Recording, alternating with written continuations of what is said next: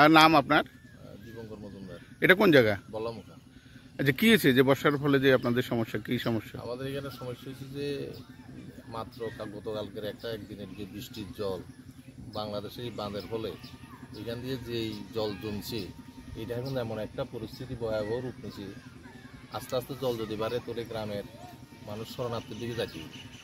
এখন আমাদের একটা দাবি আছিল এখান দিয়ে খাল কাটতে গিয়ে যে যদি জলটা যদি ওপেন নদীর দিকে যদি নিয়ে ফেলায় তাহলে আমরা একটু বাঁচতাম। অনেক জমি টমি ডুবে গেছে, ধান টান করছিল, এইদিকে সব ডুবে গেছে। এখন আস্তে আস্তে বাড়িঘরের দিকে উঠতে আছে। সবাই আইছে এখানে আদিকর্তারা, তারা দেখবেও লিখেছে এটা যদি অতি তাড়াতাড়ি সত্তর কাজটা যদি করে তাহলে আমরা খুব উপকৃত হইতাম। আগে এই জলটা কোন দিক দিয়ে যেত?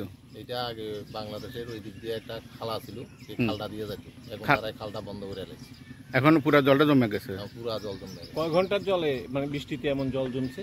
বড় জোর রাত্রে 2 চুরার জল, 2টা ডাবের বৃষ্টি, 2-3 ঘন্টার জল। আর আগে কতক্ষণের বৃষ্টিতে ছিল? আগে এটা একমাত্র মৌরী নদীর বাঁধ ভাঙার ফলে এখানে জল ছিল, এর আগে কোনোদিন জল ছিল। এখন শুধু এই বারটার ফলে জল। কি চাইতেছেন? এখন আমরা চাইতেছি এখান দিয়ে যদি একটা খাল কাটটা যদি নদীর মধ্যে নিয়ে পালায় তুলে তো ভালো, ওই অবেয়া নদীর মধ্যে নিয়ে পালায়। মানে এদিক দিয়ে যেটা আছে ওই দিক দিয়ে ওইখান দিয়ে একটা খালের দরকার। এটা কোন জায়গাটা?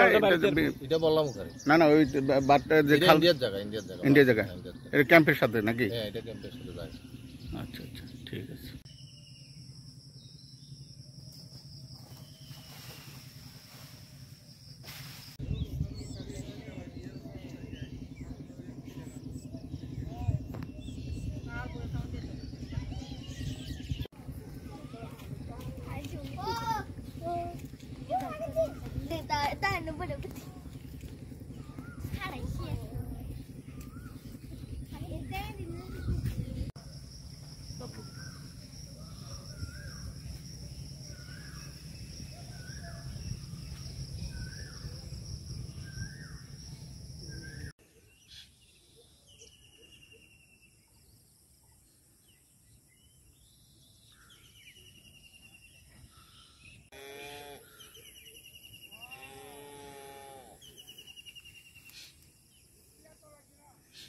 কাকা, আপনার নাম?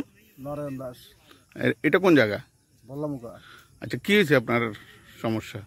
বাংলাদেশের বাঁধের কারণে আমরা বিভিন্ন এলাকা বাণিজ্য জায়গা জমি ধান ফসল নষ্ট হইতে আছে, ক্ষেত কৃষি। আচ্ছা, তো এটা কি এখনকার ঘটনা? এর আগে কি এই ধরনের ঘটনা ঘটছে? না, এর আগে তো জল দ্বারা আসছিল নিচের দিকে, বাংলাদেশের দিকে দ্বারা আছিল, এখন ওই দ্বারা এই দ্বারা তো বাংলাদেশ সব করে দিছে। হ্যাঁ, এরপর এখন জল যেতে পারতেছে না। এখন কি এখানে কি সমস্যা তৈরি হয়েছে? সমস্যা বাড়ি করে জল উঠে যাবে সব। এখন ক্ষেত কৃষির কি অবস্থা? কৃষি নষ্ট হয়ে যেতে আছে, জল উঠে গেছে। জল উঠে গেছে। এখন আপনারা কি চাইতেছেন? এখন ধান পুকুর আর আমরা অতি সত্ত্বর যদি জলের দ্বারা করে দেয় তাহলে আমরা উপকার হবে, নাইলে পরে আমরা ক্ষতি হইব। হ্যাঁ, ক্ষতি হবে।